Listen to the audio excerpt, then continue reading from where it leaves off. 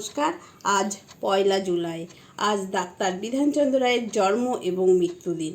তো এই দিন উপলক্ষে আমি জানাবো আজকে এই ডাক্তার বিধানচন্দ্র রায়ের কিছু অলৌকিক চিকিৎসার কথা। প্রথম দিকে ডাক্তারবাবুর জীবনের প্রথম দিকে ডাক্তারি পড়ার ইচ্ছা ছিল না, কিন্তু পরবর্তীতে এই ডাক্তারিতেই তিনি নাম করেছেন এবং ভারতবর্ষের বাইরেও তিনি বিখ্যাত হয়েছেন।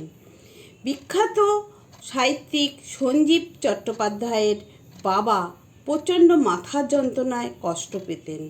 তো বিভিন্ন রকম ডাক্তার দেখানো হয়েছে এবং প্রচুর ওষুধও খাওয়া হয়েছে, কিন্তু ফলাফল কিছুই ভালো হয়নি।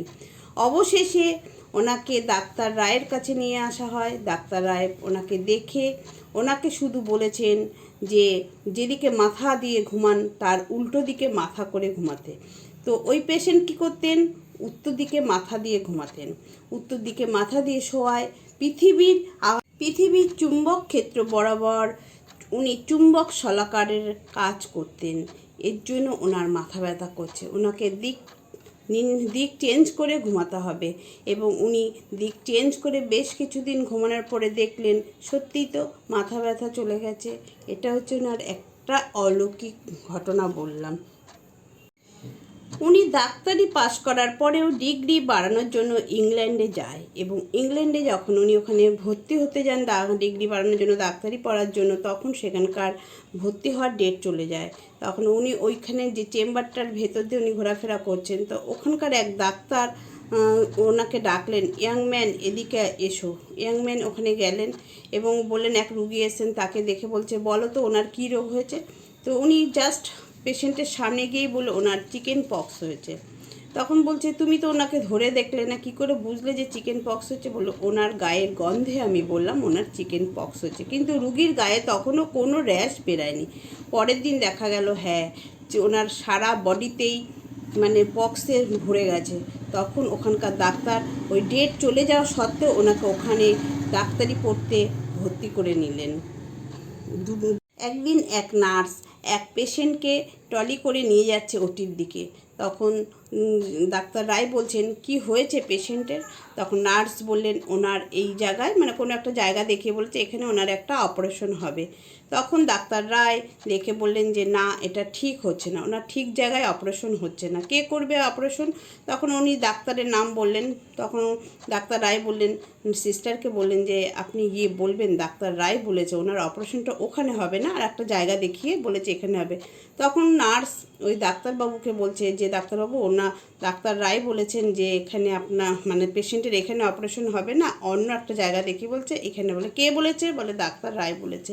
বলে এত বড় স্পর্ধা, আমি ওটি করব, আমাকে উনি জ্ঞান দিচ্ছে। তো যাই হোক, উনি ওটিতে নিয়ে গেছে পেশেন্টকে এবং উনি ওনার মতোভাবে অপারেশন করতে গিয়ে দেখলো যে একটা ভুল কিছু হচ্ছে, ঠিক সাকসেস হচ্ছে না। তখন ডাক্তার রায় যেই জায়গাটা দেখিয়ে দিয়েছিলেন সেই জায়গাটা অপারেশন করে দেখলো হ্যাঁ সঠিক। তখন ওই ডাক্তার রায়কে ওই ডাক্তারবাবু ডাকলেন, ডেকে বললেন আপনি কি এই পেশেন্টকে আগে দেখেছেন? বলে না। বলে তাহলে আপনি কি করে জানলেন? বলে আমার দেখে মনে হলো, পেশেন্টকে দেখে মনে হলো যে আপনি ভুল জায়গায় ভুল অপারেশন হচ্ছিল, এর জন্যই আমি বলেছি। এটা হচ্ছে আর একটা অলৌকিক ঘটনা। বিনা পয়সায় ডাক্তারবাবু তার বাড়িতে সকালবেলা রুগী দেখতেন। তো একদিন দেখছেন এক রুগী আসতেন তার হাজবেন্ডের সাথে। তো ডাক্তারবাবু কোথায় বসতেন? ওনার চেম্বারের একদম শেষ প্রান্তে চেয়ারে বসতেন, আর রুগীদের ওই দরজা দিয়ে ডিঙিয়ে ডাক্তারবাবুর সামনে আসতে হতো হেঁটে। তো ওই যে হেঁটে আসার ওইটুক সময়ের মধ্যেই ডাক্তারবাবু পেশেন্টকে দেখে নিতেন, ওনার হাঁটা চলা বা ওনার বডিটাকে পুরো ভালোভাবে নজর করে দেখে নিতেন। তো এক ভদ্রমহিলা ওনার সামনে যে এসে বলছে কি খুব মাথা যন্ত্রণা হয় তাই তো? তো পেশেন্ট ভাবছে যে উনি কী করে জানলো, আমি তো বলিনি।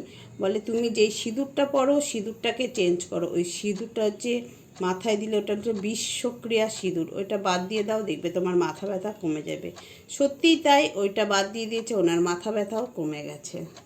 1916 সালে 6ই আগস্ট মার্কিন প্রেসিডেন্ট JF কেনেডির সাথে পশ্চিমবঙ্গের তৎকালীন মুখ্যমন্ত্রী ডাক্তার বিধানচন্দ্র রায়ের এক জরুরি মিটিং বসেন এবং মিটিং শেষ হওয়ার পরে বিধানচন্দ্র রায় ওই JF কেনেডিকে বলছেন, প্রেসিডেন্টকে বলছেন, আচ্ছা আপনার কি পিঠে প্রচণ্ড ব্যথা হয়?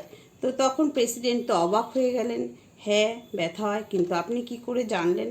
তখন ডাক্তার রায় বললেন, আরে আমি তো নেশায় রাজনীতিবিদ, কিন্তু আমি পেশায় একজন ডাক্তার। তো তখন ডাক্তারবাবুকে ওই প্রেসিডেন্ট সমস্ত রকম উনি সমস্ত রকম প্রেসক্রিপশান এবং ওষুধ রিপোর্ট সব দেখাচ্ছেন। তখন ডাক্তার রায় রেগে গেলেন ওনার উপরে এগুলো দেখানোর জন্য। উনি বললেন, কিছু দেখাতে হবে না, আমি ওষুধ লিখে দিলাম, এই ওষুধগুলো আপনি খান।